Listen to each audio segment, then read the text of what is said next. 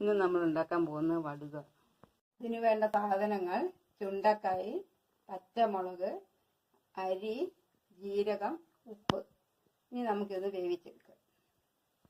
നമുക്ക് ചുണ്ടക്കായും കാന്താരി ആവശ്യത്തിനുള്ള ഉപ്പിട്ട് വേവിച്ചെടുക്കാം.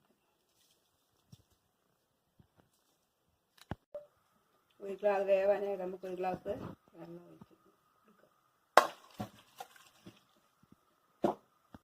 അരിയും ജീരകവും നമുക്കൊന്ന് വറുത്തെടുക്കാം. ഒരു വിസിൽ വരുന്നവരെ നമുക്കൊന്ന് അടച്ച് വെച്ച് വറുത്ത് വെച്ച അരിയും ജീരകവും നമുക്കൊന്ന് പൊടിച്ചെടുക്കാം. ഒരു വിസിൽ വന്നിട്ടുണ്ട്, നമുക്കൊന്ന് സ്റ്റീമിലിട്ട് കൊടുക്കാം.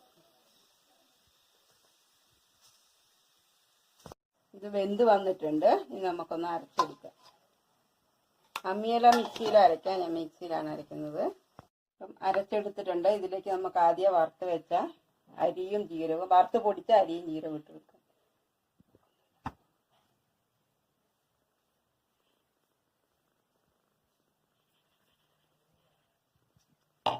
നമുക്ക് നല്ലോണം മിക്സ് ചെയ്ത് കൊടുക്കാം.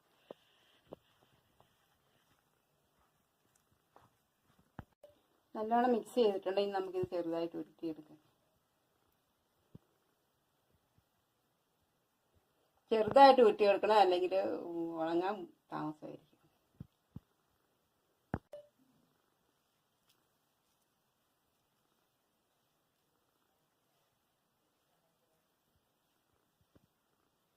വടുക ഉരുട്ടിയിട്ടുണ്ട്. ഇനി ഇത് ഉണങ്ങാനായിട്ട് വെയിലത്ത് വെക്കാം. ചുണ്ട വടുക ഉണങ്ങി വന്നിട്ടുണ്ട്. 2 ദിവസം കൊണ്ടാണ് ഉണങ്ങിയത്. ഇനി നമുക്കിതൊന്ന് വറുത്തെടുക്കാം.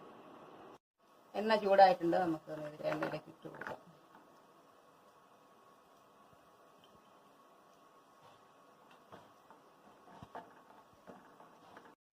അപ്പം വടുക വറുത്തെടുത്തിട്ടുണ്ട്. അപ്പം എല്ലാവരും ഒന്ന് ചെയ്ത് നോക്കുക. ഒരു സൈഡ് ഡിഷായിട്ട് എല്ലാവർക്കും ഉപയോഗിക്കാവുന്നതാണ്.